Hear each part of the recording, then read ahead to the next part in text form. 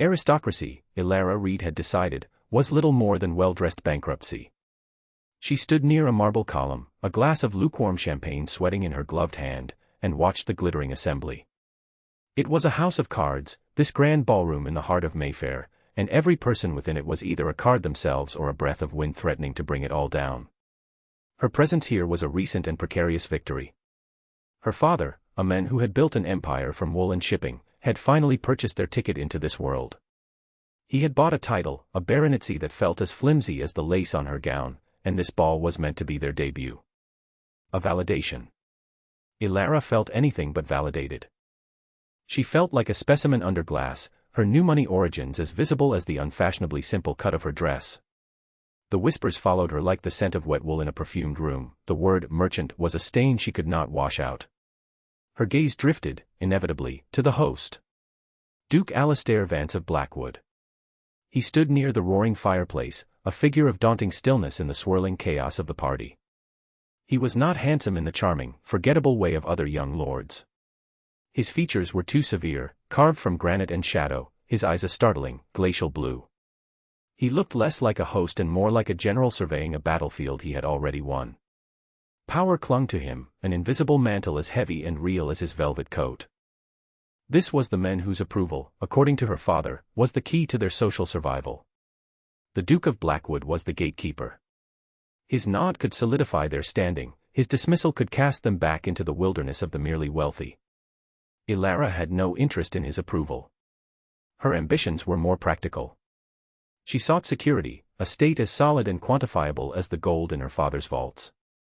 Love had proven to be a disastrous investment. Lord Finchley, her former fiancé, had taught her that. He had courted her for her dowry and discarded her with careless cruelty when a better offer, a woman with older blood and less scandal, had appeared. The wound was no longer raw, but it had left behind a hard, smooth scar of cynicism. She would not make that mistake again. A good match was a transaction, a merger of assets. A stir near the Duke drew her attention. His sister, Lady Beatrice, a woman whose beauty was as sharp and cold as a shard of ice, was approaching him with a piece of parchment. Ilara recognized it as the list for the private supper to be held later that evening, an exclusive gathering within the larger ball. An invitation to that supper was the true prize of the night. Her father had been agonizing over it for weeks. Ilara watched, her breath held. She saw the Duke's gaze scan the list. It was a brief, dismissive flick of his eyes. Then he stopped. He took a silver pencil from his waistcoat, his movements economical and precise. He said something to his sister, his voice too low to carry across the room. But Ilara did not need to hear the words. She saw the motion of his hand, a short, sharp strike. A line drawn through a name. Lady Beatrice glanced in her direction, a small, triumphant smirk playing on her lips. It was a look of such casual, venomous satisfaction that it chilled Ilara more than the draft from the tall windows. She knew, with a certainty that settled like a stone in her stomach, whose name had been so unceremoniously struck. Sir Gideon Reed and his daughter. The music swelled, a jaunty waltz that felt like a mockery. The room was suddenly too hot, the air thick with the cloying scents of perfume and wax. Nausea, she thought with a detached sort of clarity, is a deeply unromantic feeling. It was not sorrow that flooded her. It was not the sting of rejection she had felt with Finchley. This was different. This was the cold, clarifying fury of a calculated insult. He had not simply overlooked them. He had made a point of excluding them. He had weighed them and found them wanting, a blemish on his perfect aristocratic ledger. Her father appeared at her elbow, his face flushed with a desperate sort of bonhomie. "Have you seen the Duke, my dear?" "I thought perhaps a brief word." Ilara turned to him, her own face a mask of placid calm. She had learned to build fortresses behind her eyes. "He is occupied, father. With matters of selection." Just then, the Duke began to move through the room, a path clearing before him as if by magic. His trajectory was taking him directly toward them. This was it. The public confirmation of their dismissal. Her father straightened his coat, a hopeful, nervous energy radiating from him. Ilara felt a sudden, fierce need to protect him from the humiliation that was about to unfold. The Duke stopped before them. He was taller up close, his presence immense. The scent of expensive cologne, citrus and bergamot, and something colder, like winter air, clung to him. His glacial eyes flickered over her father, a cursory assessment, before landing on her. There was no recognition, no warmth. Only a flat, dispassionate appraisal, as if he were inspecting a piece of furniture he had no intention of buying. "Sir Gideon," he said, his voice a low baritone that cut through the surrounding chatter. It was a sound like stones grinding together. "My sister informs me there was a clerical error regarding the supper list. An overzealous clerk." It was a lie, and a pathetically thin one. It was designed to be. It was an insult wrapped in the thinnest veneer of politeness. Her father, bless his optimistic heart, did not see the blade. An error? Oh, quite understandable. These large affairs. But Alistair Vance's eyes were still on Elara. He was waiting for her reaction. He was waiting for the flinch, the blush of shame, the stammered apology for existing. He wanted to see her crumble. A cold, hard resolve crystallized in her chest. It was as if the humiliation had been superheated and then plunged into ice, forming something sharp and unbreakable. She would not give him the satisfaction. She met his gaze directly, letting none of her internal fury show. She held his stare for a beat longer than was proper, a small act of defiance. Then, she dipped into a curtsy. It was not a timid, deferential bow. It was a slow, deliberate, and perfectly executed movement, each line precise, her back ramrod straight. It was a curtsy of mocking perfection, an exaggerated performance of the very deference he demanded. "Your Grace is too kind to concern himself with such trivialities," she said, her voice clear and even, laced with an irony so fine he was the only one in the room meant to feel its edge. "We would not wish to impose. After all, one must be careful not to dilute the quality of the company." She rose, her expression one of polite, unassailable dignity. For a flicker of a second, she saw something in his eyes. Not anger. Surprise. A grudging, almost imperceptible acknowledgement. He had expected a wounded lamb and found a creature with teeth. He gave a stiff, formal nod. Indeed. And then he was gone, moving on, the sea of society closing behind him. Her father deflated beside her. "What was that, Elara? Did you just insult the Duke of Blackwood?" "No, father," she replied, taking a deliberate sip of her now warm champagne. The bubbles were gone. "I simply acknowledged my place in his accounts." She placed the glass on a passing servant's tray. "Come. There is nothing left for us here." As they made their controlled exit, leaving the heat and noise of the ball behind for the damp chill of the London night, Elara was not thinking of the party she was missing. She was thinking of ledgers and assets, of debts and leverage. The Duke of Blackwood had crossed her name off a list. He had treated her like a line item to be deleted. She would teach him what it truly meant to be entered into a ledger. She would become a debt he could not ignore. The House of Vance, she suspected, was just as much a house of cards as any other. And she had just found her reason to provide the gust of wind. The journey home was a silent affair. Her father slumped in the carriage, the hopeful energy of the evening extinguished, leaving behind the stale smoke of disappointment. Elara, however, felt a strange and terrible calm. The rage from the ballroom had cooled into a purpose, a single, clear objective that hummed in her veins like a taut wire. For the next week, she did not languish. She worked. Her father's study, usually a bastion of masculine authority smelling of stale tobacco and ink, became her war room. Sir Gideon, seeing the flinty determination in his daughter's eyes, a look he recognized from his own early days on the trading floors, ceded the space without argument. He watched, a little awestruck, as she transformed from a spurned debutante into a financial strategist. She did not seek gossip. She sought facts. Numbers. The quiet, irrefutable truths hidden in contracts and deeds. Her father's firm, Reed & Sons, was more than just shipping. It was a sprawling financial entity, and one of its most profitable, if discreet, branches dealt in private mortgages for the cash-poor, land-rich aristocracy. They were the silent lenders who kept the grand houses from crumbling. Blackwood, she said to her father one evening, her finger tracing a name in a heavy, leather-bound book. The air was thick with the scent of old paper and lemon wax. The Vance estate. Who holds the paper? Sir Gideon peered over her shoulder. Blackwood. That would be Lord Grisham. An old loan, passed down. He's been trying to offload it for years. The interest payments are inconsistent. Inconsistent. A polite word for delinquent.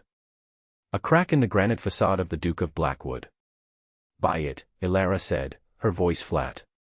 Her father blinked. Buy the Blackwood debt. Elara, that is a fortune. And a risky one. The Duke is proud. He would sooner see the house fall into the sea than be seen to be enthralled to us. He will not be enthralled to us, she corrected gently. He will be enthralled to me. Lord Grisham is desperate, you said.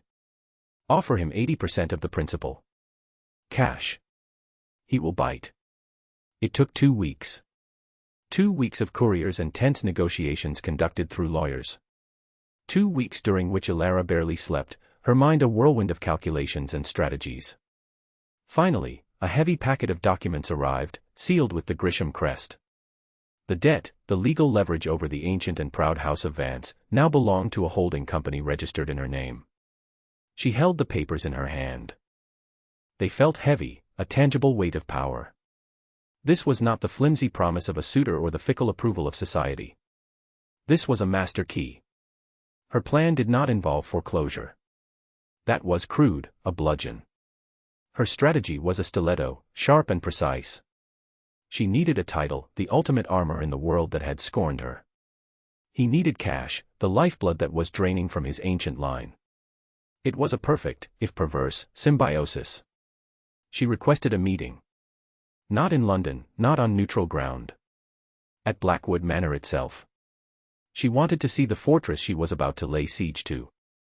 The carriage ride north was long, the city's grime giving way to rolling hills and, eventually, the stark, windswept landscape that bordered the Blackwood estate. The sky was a sheet of pewter, threatening rain. The house appeared suddenly, a vast, Gothic silhouette against the bruised sky. It was magnificent but radiated a profound melancholy. One wing was visibly shuttered, and the great formal gardens were overgrown, nature slowly reclaiming its territory from a family that could no longer afford to fight it back. It was a sleeping giant, sick and weary. She was met at the door not by the Duke, but by a stiff-backed butler who looked as ancient and weathered as the stone walls. He led her through a cavernous hall where portraits of past dukes, all bearing the same severe features and glacial eyes as their descendant, watched her with silent disapproval. The air was cold, carrying the damp chill of a place not properly heated, tinged with the faint, sad smell of soot and decay. He was waiting for her in the library. The room was the heart of the house's former glory, lined with thousands of books, but a fine layer of dust coated everything. A small, sullen fire sputtered in a fireplace large enough to roast an ox, doing little to dispel the gloom. Alistair Vance stood by the window, staring out at the bleak landscape.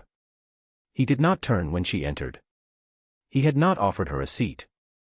The battle of wills had already begun. "Miss Reed," he said, his voice devoid of any inflection. "You requested an audience. I am a busy man. I trust this is important." Elara did not waste time with pleasantries. She walked to the large, polished desk that dominated the room and placed her leather satchel upon it. The sound was a soft thud in the oppressive silence. "It is, Your Grace. It concerns the matter of your estate's primary mortgage." At this, he turned. His face was a mask of cold fury, his eyes narrowed. "That is a private matter, handled by my solicitors." It was, she agreed, opening her satchel and withdrawing the thick bundle of documents. She laid them on the desk between them. "As of 3 days ago, it is a matter handled by me. I am your creditor." He stared at the papers, then at her. The shock was plain on his face, a crack in his icy composure. He had not seen this coming. He had dismissed her as an insignificant gnat, and she had returned as a predator. The surprise quickly hardened back into anger, but it was a different kind now. It was the anger of a cornered animal. "This is an outrage. A trick. You come into my home." "I come with a business proposition, Duke," she cut in smoothly, her voice the calm counterpoint to his barely controlled rage. "Your estate is on the verge of bankruptcy. This is not news to you. The interest payments are in arrears. Your tenants are paying reduced rents on failing farms. Your political rivals in London are aware of your weakness. They are circling. You are, to use a financial term, overleveraged and facing a hostile takeover. Each word was a carefully placed stone, building a wall of irrefutable fact around him. What do you want? He finally bit out, the words clipped. To see me ruined. To throw me from my home and install your father in my place. Ruin is so inefficient, she said with a small, dry smile. And my father has no desire to live in a drafty, crumbling monument to past glories. No, my proposition is a merger. He stared at her, uncomprehending. I require a title, she stated plainly. The security and standing of a duchess. You require a massive and immediate infusion of capital to save your estate, your legacy, and your political hide. My dowry would be substantial enough to clear this debt and all your others, with enough remaining to begin restoring the estate to solvency. The silence that followed was so profound she could hear the ticking of a clock somewhere in the house and the hiss of the dying fire. He looked at her as if she had sprouted a second head. You are proposing marriage? The word sounded like poison on his tongue. I am proposing a contract, she clarified. A transactional arrangement for our mutual benefit. There would be no romantic pretense. We would maintain separate wings of the house, lead separate lives. We would present a united front in public. In exchange for my dowry and my financial expertise, I would become the Duchess of Blackwood. His laugh was a short, sharp, ugly sound. You, a duchess? A merchant's daughter? The sheer audacity. The same audacity that led me to purchase the master key to your home, your grace, she countered, tapping a single, gloved finger on the stack of deeds. You have no other options. Your pride is a luxury you can no longer afford. You can have the pride of your ruin, or you can have the bitter pill of your salvation. The choice is yours. She watched the war on his face. The proud, imperious aristocrat was battling the pragmatic, burdened man. He stalked to the window, his back to her, his hands clenched into fists at his sides. The silence stretched, thick with tension. He was trapped, and they both knew it. Finally, he spoke, his voice rough. There will be terms. Conditions. Elara felt a flicker of triumph, cold and clean. I would expect nothing less. We can have our solicitors draft the particulars. He turned back to her, his eyes like chips of ice. The hatred in them was pure and undiluted. Do not mistake this for anything other than what it is, Miss Reed. A surrender. But I assure you, I will make you regret every moment you are shackled to this house and to me. The feeling is entirely mutual, Your Grace, she replied, gathering her papers. But regret is an emotion. We are dealing in assets and liabilities. And I am a very sound investment.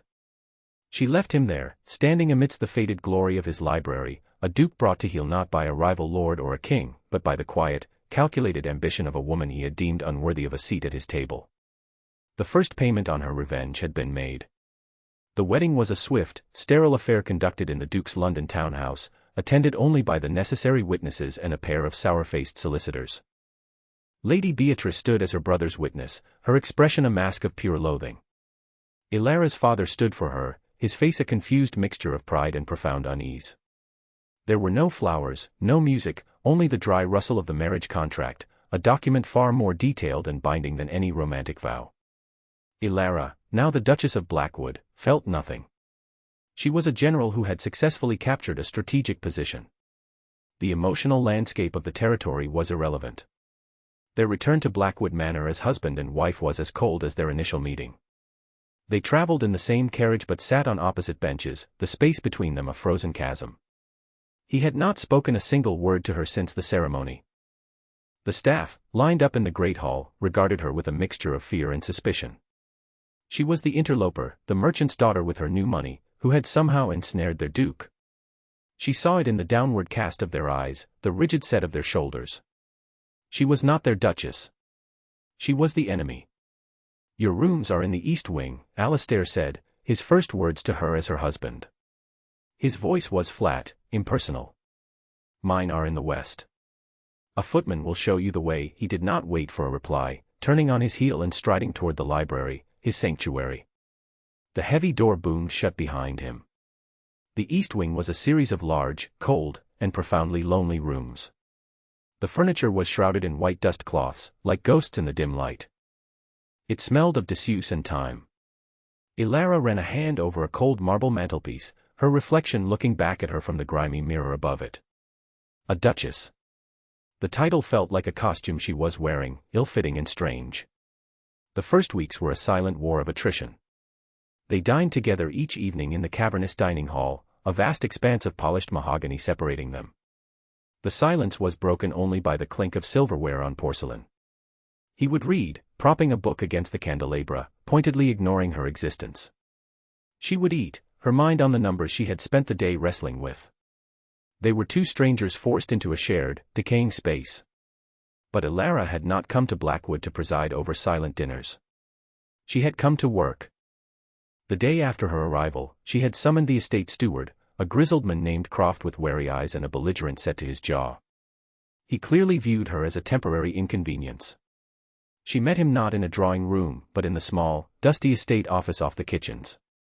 She wore a simple, practical wool dress, her hair tied back.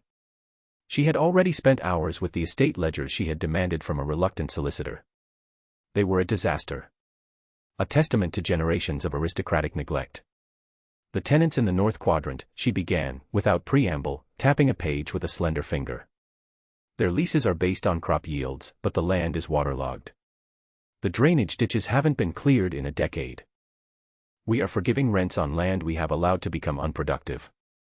It's madness. Croft bristled. The Duke's grandfather set those terms. It's tradition. It's financial suicide, Ilara countered, her tone crisp. Tradition doesn't patch a leaking roof or pay the blacksmith. Tomorrow morning, I want a full accounting of how many men it would take to clear those ditches.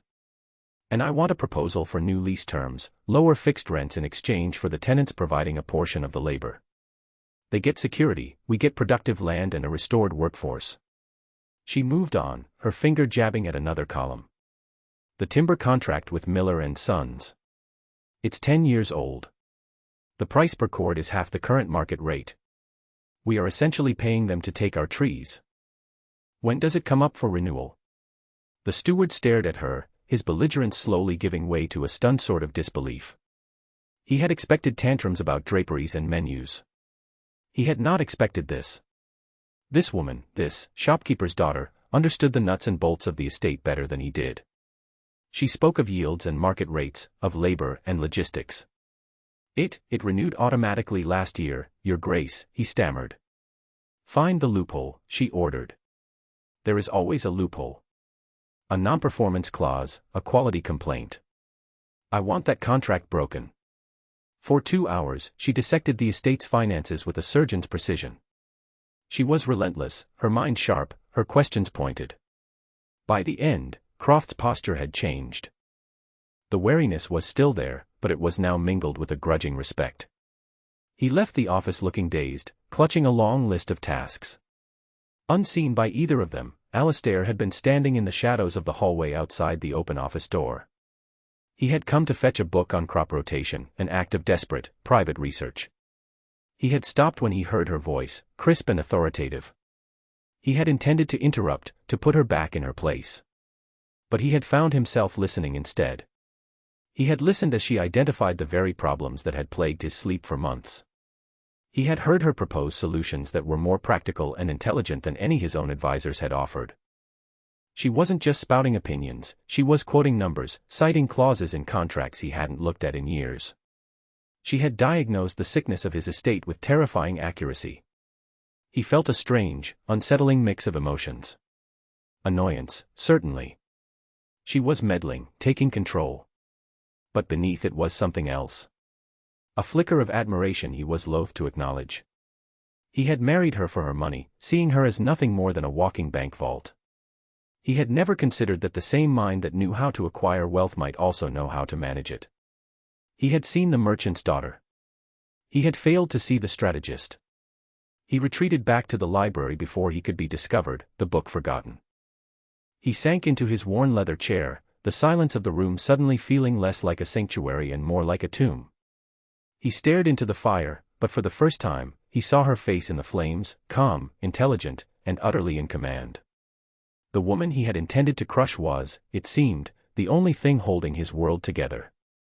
The thought was as infuriating as it was undeniable. A few nights later, a storm broke over Blackwood.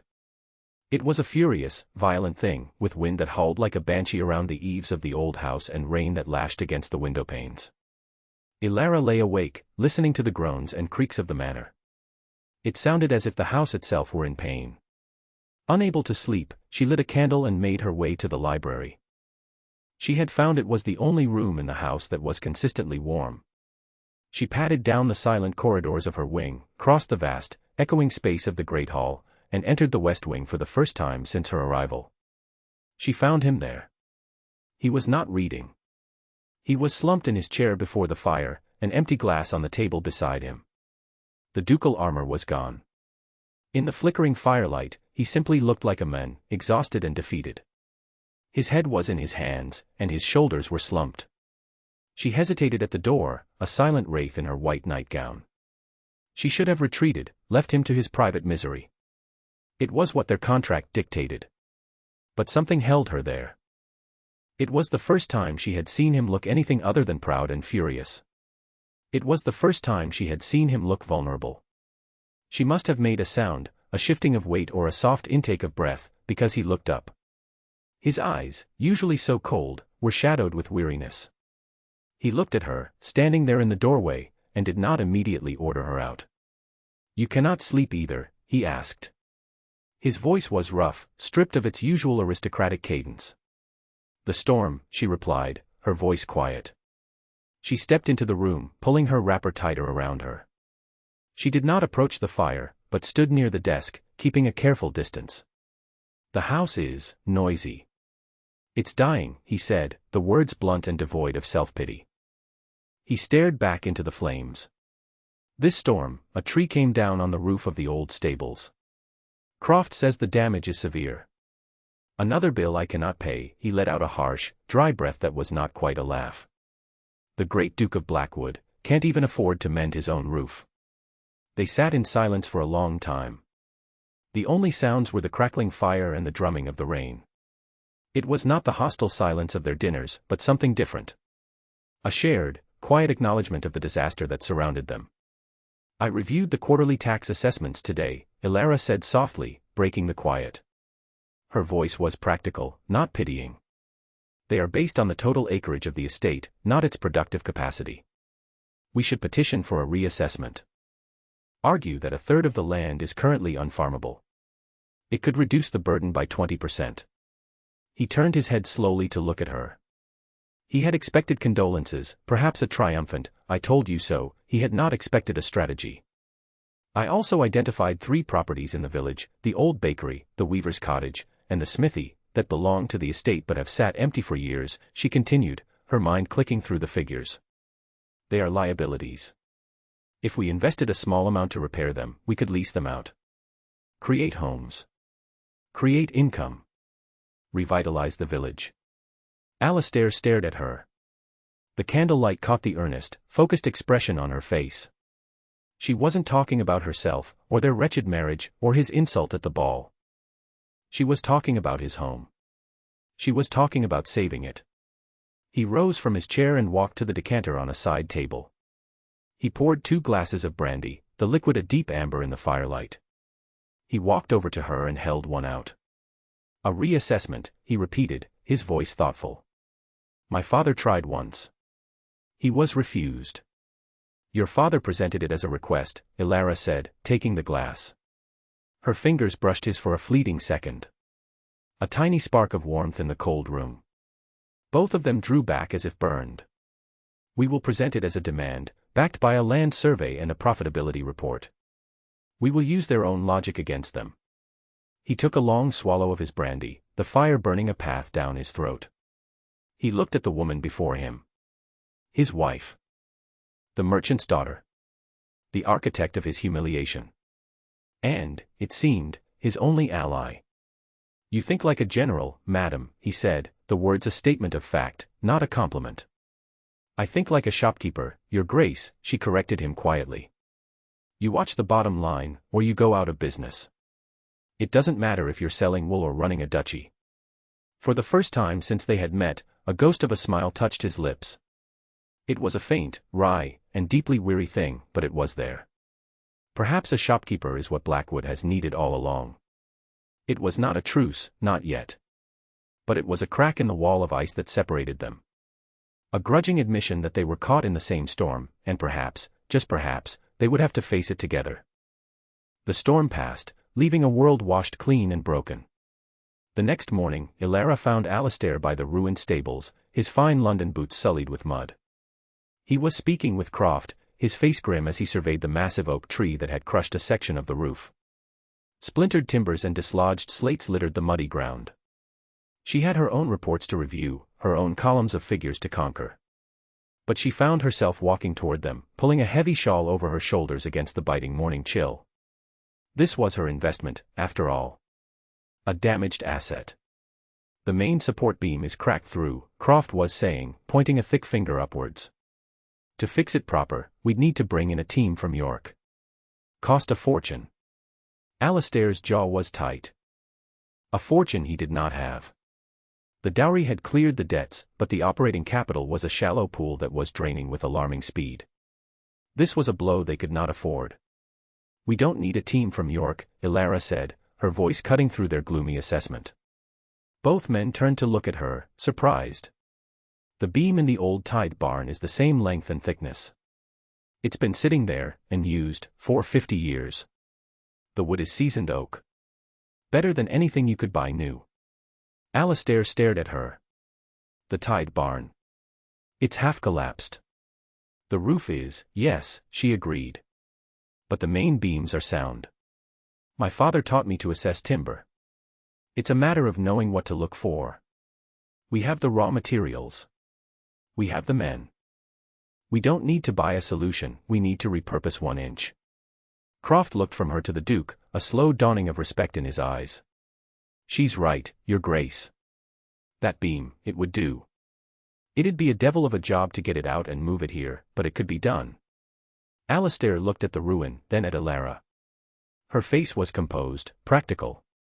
She wasn't offering a miracle. She was offering a logistical solution. It was the most hopeful thing he had heard in months. A devil of a job, he repeated thoughtfully. Then he started unbuttoning the cuffs of his fine linen shirt. Well, we have men. And we have devils, he began rolling up his sleeves, revealing strong, pale forearms. He looked directly at Ilara. Your Grace, I assume you are merely here to supervise. There was a challenge in his eyes, a flicker of the old arrogance, but it was tempered with something new. A wry invitation. I am here to ensure my investment is protected, Your Grace, she retorted smoothly, though her heart gave a strange little flutter. And to make sure you don't pay the men for standing around watching a duke attempt manual labor for the first time in his life. A real smile touched his lips this time, brief but genuine. Then you had best keep a close watch. What followed was a day unlike any other at Blackwood. The Duke, stripped to his shirt sleeves, worked alongside his tenants and stable hands. They stared at him in disbelief at first, but his quiet, focused determination soon won them over. He was not a natural laborer, his movements were stiff, his hands uncalloused, but he did not shirk the work. He hauled ropes and levered stones, his face set in a grim mask of effort. Ilara did not simply supervise. She organized. She directed the effort with the cool efficiency of a field commander, turning a chaotic mess into a coordinated operation. She arranged for food and drink to be brought from the house, figured out the best angles for the ropes and levers, and kept a sharp eye on the precarious structure of the barn. She and Alistair didn't speak much. They didn't need to. They moved around each other, a silent, functional team. He provided the muscle and the authority of his presence, she provided the strategy and the logic. Late in the afternoon, as they were finally maneuvering the massive, heavy beam out of the collapsing barn, a rope slipped on the wet ground. A young farmhand lost his footing and tumbled backward, directly in the path of the swinging timber. Ilara cried out, a sharp gasp of fear. Alistair moved without thinking. He lunged, grabbing the boy by the collar and hauling him bodily out of the way just as the immense beam crashed to the ground where he had been a second before. The work stopped. A stunned silence fell over the yard. Alistair stood over the pale, trembling boy, his chest heaving. Mud was smeared across his face and his shirt was torn at the shoulder. He helped the boy to his feet, his voice rough but not unkind. "Are you all right, lad?" "Yes, Your Grace." "Thank you, Your Grace." The boy couldn't stop staring at him, his eyes wide with awe. Alistair merely nodded, turning away from the boy's hero worship. His gaze found Ilara's across the yard. For a long moment, they just looked at each other. She saw not a duke, but a man covered in mud and sweat, who had just saved another's life. He saw not a merchant's daughter, but the woman whose quick thinking had made this entire day possible, her face pale with a concern that was not, he realized, for the asset, but for the people. Later, as dusk settled and the men, exhausted but triumphant, finally guided the beam into place at the stables, Ilara brought Alistair a cup of watered wine. He was leaning against a stone wall, rubbing his lower back, his face etched with a weariness that went bone deep. "Your hands," she said softly. He looked down. His palms were raw and blistered, the soft skin of an aristocrat torn by the rough reality of rope and wood. A faint line of blood trickled from a cut across his knuckles. "A duke's hands," he said, a note of self-mockery in his voice. "Useless." "They were not useless today," she countered quietly. She reached into the pocket of her dress and pulled out a clean linen handkerchief. Before he could protest, she took his hand. His skin was cold and damp, the calluses rough against her softer fingers. The contact was electric, a shock of unintentional intimacy that made the air crackle between them. She carefully, gently, wrapped the handkerchief around the deepest cut. Her touch was light, functional, yet it felt more profound than any caress. He watched her, his breath caught in his throat. He saw the focused frown of concentration on her face, the way her dark lashes brushed her cheeks. He smelled the clean, faint scent of soap and wool that clung to her. "There," she said, her work done. She started to pull away, but his fingers tightened around hers, holding her there for a second longer. "Thank you," he said. The words were for more than the handkerchief. They were for the beam, for the plan, for the entire day. They were an admission. An offering. She met his eyes, and the carefully constructed walls between them seemed to dissolve in the twilight. She saw the exhaustion, the gratitude, and something else, something deeper and more confusing, stirring in the depths of his gaze. "It was a sound investment of our time," she managed to say, her voice a little unsteady. She gently extracted her hand from his, the warmth of his touch lingering on her skin. The shared ordeal had stripped away their armor. They were no longer just the Duke and the Duchess, the creditor and the debtor. They were two people, covered in mud, who had worked together to save a small piece of their crumbling world. And in the quiet aftermath, they had, for the first time, touched. That night, Alistair sat in his library, the wrapped handkerchief lying on the desk before him. He stared at it, a simple piece of linen that felt as significant as a treaty. He had spent his life surrounded by people who wanted something from his title. They wanted his patronage, his influence, his name. Ilara had wanted his title, too, but for a different reason. She had not wanted to bask in its reflected glory, she had wanted to wear it as armor. And now, she was doing more than wearing the armor. She was reforging it.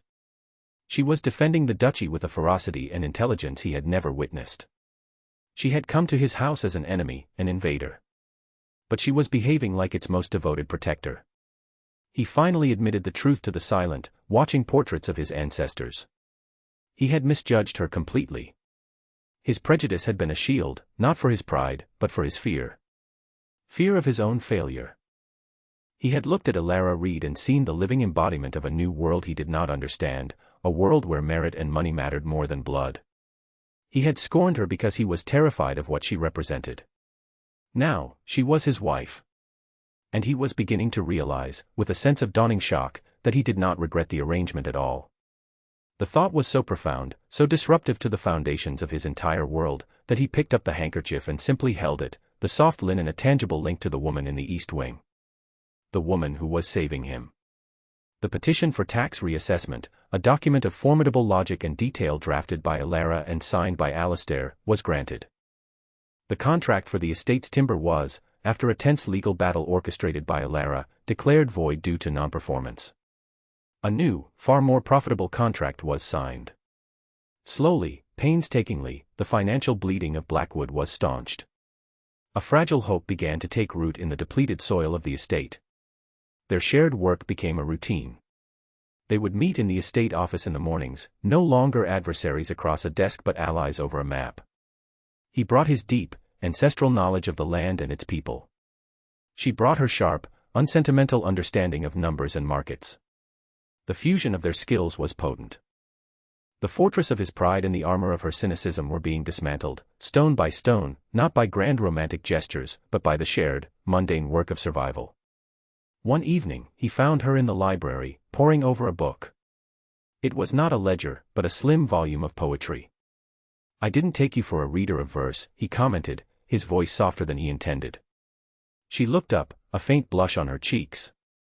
"My father believes it is a waste of time. He says poetry has no column for profit or loss." "And what do you say?" he asked, genuinely curious. She considered the question. "I say it is an investment in a different sort of asset. One that can't be quantified on a balance sheet." He looked at her, truly looked at her, and saw beyond the strategist and the shopkeeper's daughter. He saw a woman of hidden depths and quiet passions, a woman who understood the value of things beyond gold. And he felt a pull toward her that had nothing to do with gratitude or respect, and everything to do with a quiet, terrifying, and undeniable attraction. He was falling in love with his wife. The wife he had been forced to marry. The irony was as bitter as it was sweet. As winter thawed into a tentative spring, an invitation arrived. It was for the annual spring gala hosted by the Duke and Duchess of Wellington, the undisputed pinnacle of the London social season. It was an event Alastair, in his years of proud poverty, had avoided. To attend now was a declaration. It was a statement that the Duke of Blackwood was solvent, powerful, and back in the game. And he would not be going alone. "We must attend," he told Alara, placing the thick, creamy card on the desk between them. She looked at it, her face unreadable. London. The arena where she had been so publicly scorned. The thought of returning there, of facing the whispers and the sneering glances, made her stomach clench. Blackwood had become a sanctuary, a world she could control with logic and hard work. London was a chaotic battlefield where the rules were arbitrary and cruel. "Is it necessary?" she asked, her voice tight. "It is vital," he said, his gaze serious. "We have stabilized the finances. Now we must re-establish our position. We have to show them that the House of Vance is not in ruin. That it is strong," he hesitated. "That we are strong." The unspoken meaning hung in the air between them. This was not just about politics or finance. This was about them. A public demonstration of their partnership. It was a test.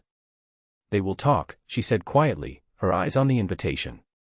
"They will call me the shopkeeper Duchess."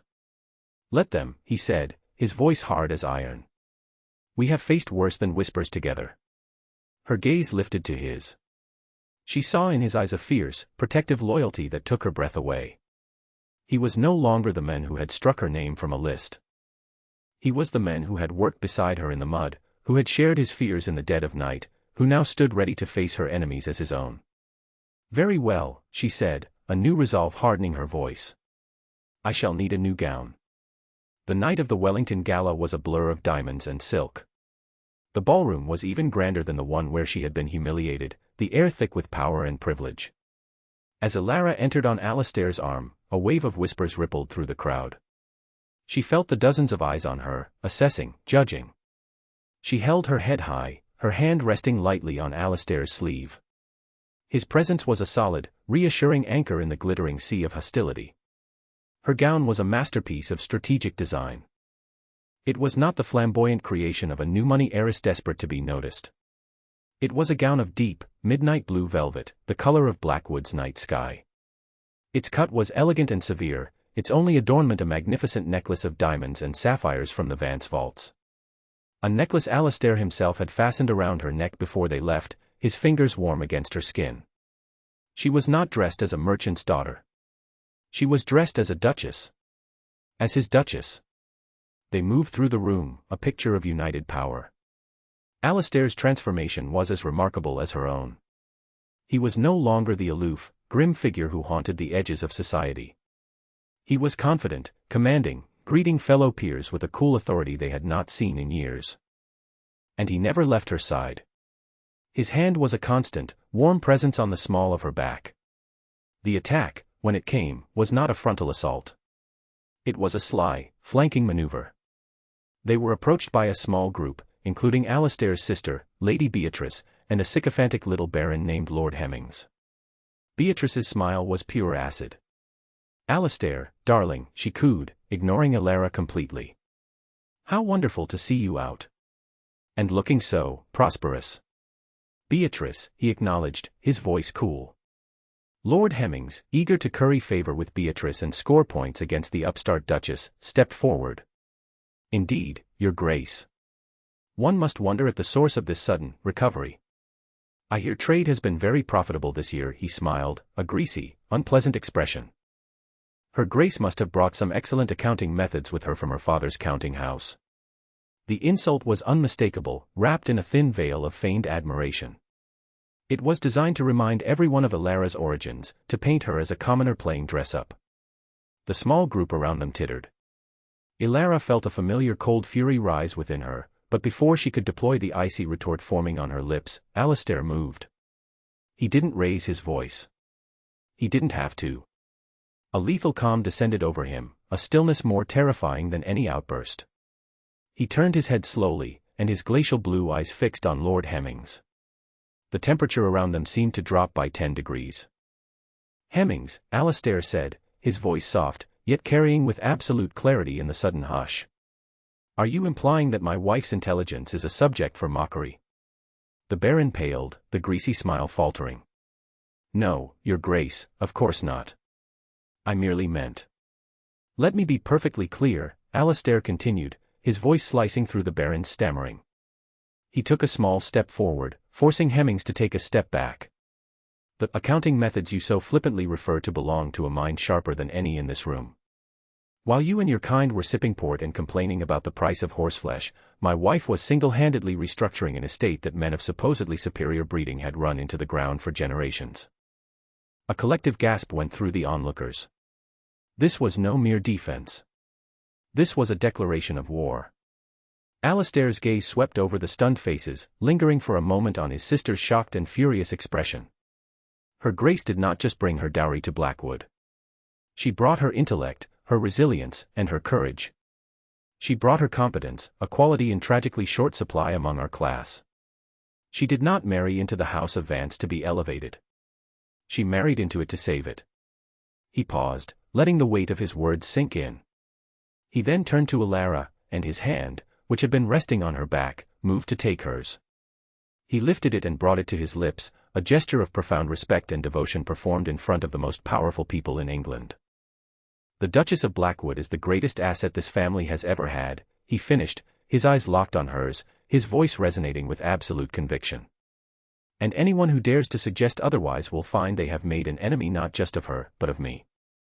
Do I make myself understood?" He looked back at the terrified Lord Hemmings, who could only nod, his face the color of old parchment. Beatrice looked as if she had been slapped. The whispers were silenced, replaced by a stunned, awed silence. Alastair had not just defended her honor. He had eviscerated her attacker and publicly declared her his equal, his partner, the savior of his name. He had used his power, the very power that had once been a weapon against her, as a shield to protect her. The social ruin of Lord Hemmings was instant and absolute. To be so thoroughly and publicly dressed down by a Duke of Alastair's standing was a social death sentence. But the true fallout was the cementing of a new reality. The Duke and Duchess of Blackwood were not a scandalous mismatch. They were a unified power, formidable and indivisible. Elara looked at her husband, at this proud, imperious man who had just laid his heart and his honor at her feet in a room full of their enemies. The last of her own armor, the cold, pragmatic wall she had built around her wounded heart, finally crumbled into dust. The carriage ride back to their London townhouse was silent, but it was a silence brimming with unspoken emotion. The tension of the evening had drained away, leaving them both emotionally exhausted but inextricably bound together. The sounds of the city, the clatter of hooves on cobblestones and the distant shouts of watchmen, seemed to come from another world. Inside the house, a footman took their cloaks. Alastair dismissed the staff for the night with a quiet word. They were alone. He led her not to the formal drawing room, but up the grand staircase toward her rooms, the ones that had been designated as hers under their cold, initial contract. When they reached the door to her chambers, he did not leave. He followed her inside. The room was lit by a single lamp, casting long shadows. He walked over to her as she stood in the center of the room, her public composure beginning to fray. "That necklace," he said, his voice low and rough. "It must be heavy." She lifted a hand to the clasp, her fingers fumbling. The sapphires and diamonds, which had felt like armor in the ballroom, now felt like a leaden weight. A symbol of the public role she had just played. "Allow me," he said softly. He stepped behind her. His fingers brushed the nape of her neck as he worked the intricate clasp. His touch was warm, gentle, sending a shiver down her spine. The necklace came free, and he set it down on her dressing table with a soft clink. It was a symbolic act. A removal of the public artifice, the ducal jewels, leaving only the woman beneath. She turned to face him, her throat tight. "Alistair," she began, her voice barely a whisper. "I was a fool," he said, cutting her off. His eyes, so often like ice, were dark with emotion. "That night, at my sister's ball. What I did, the way I treated you, it was born of arrogance and fear. I saw you, and you represented everything that threatened my world. A world I knew, even then, was built on sand. I was a king presiding over a ruin, and I hated you for not pretending it was an empire." Tears welled in Ilara's eyes.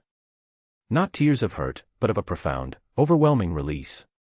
"And she confessed, her voice thick, I saw you as just another aristocrat who valued blood over worth. I built a fortress around myself after Finchley. I decided that love was a fool's game and marriage was a business transaction. I used my dowry as a weapon to get what I wanted. Security. A title. I never expected. Me," he finished for her, a sad smile touching his lips. "Us," she corrected. He reached out and cupped her face in his hands.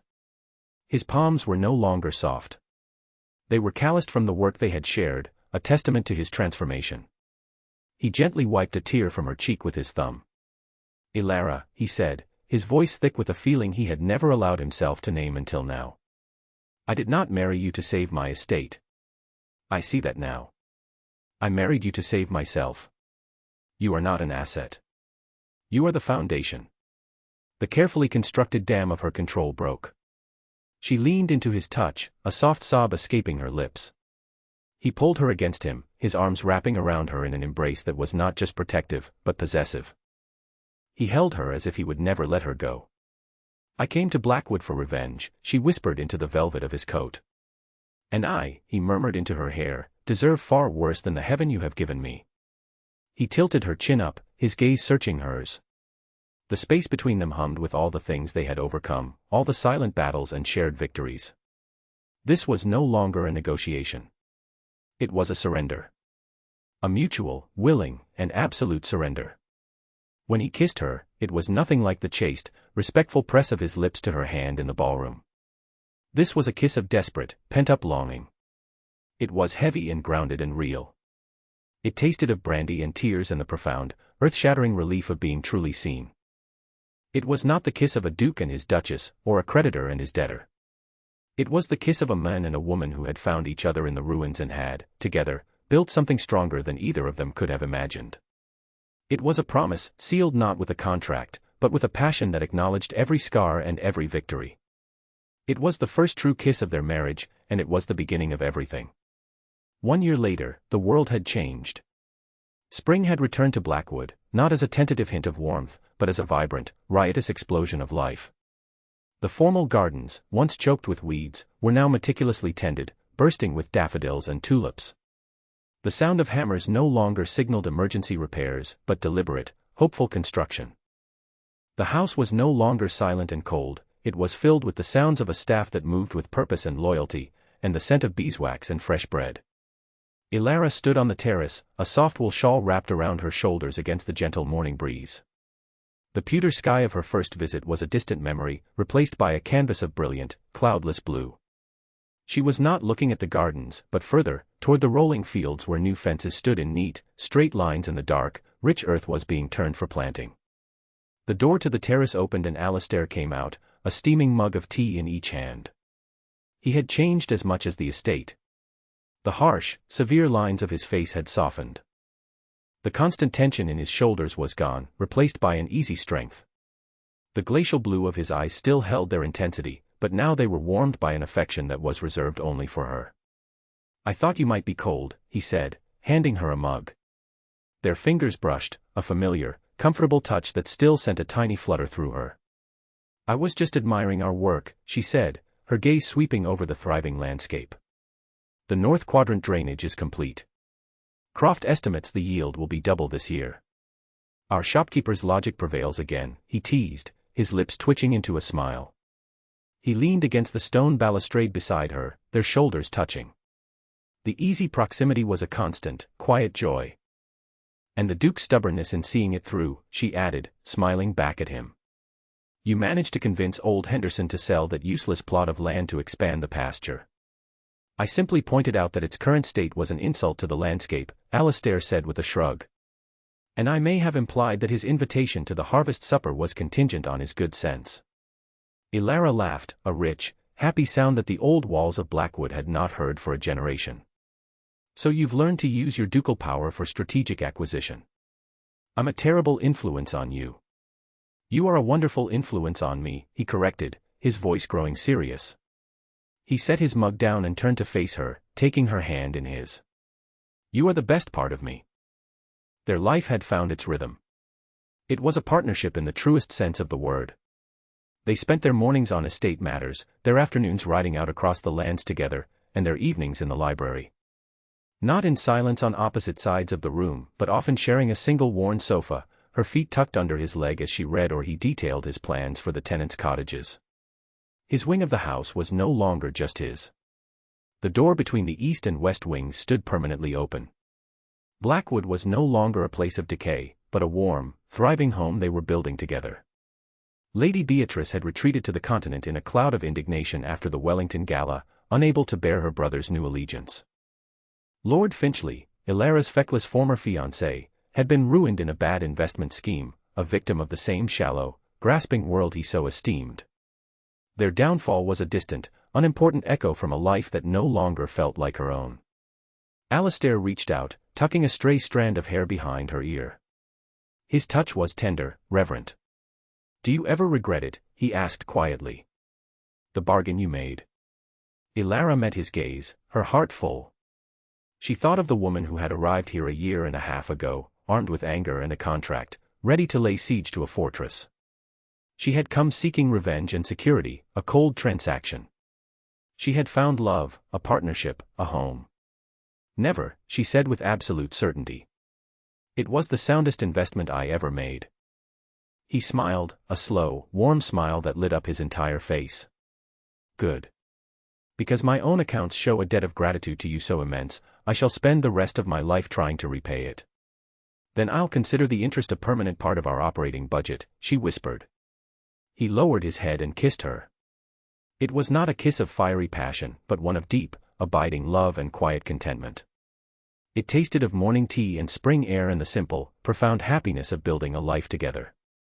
It was the kiss of a man and a woman who had found their foundation not in pride or in wealth, but in the unshakable bedrock of mutual respect.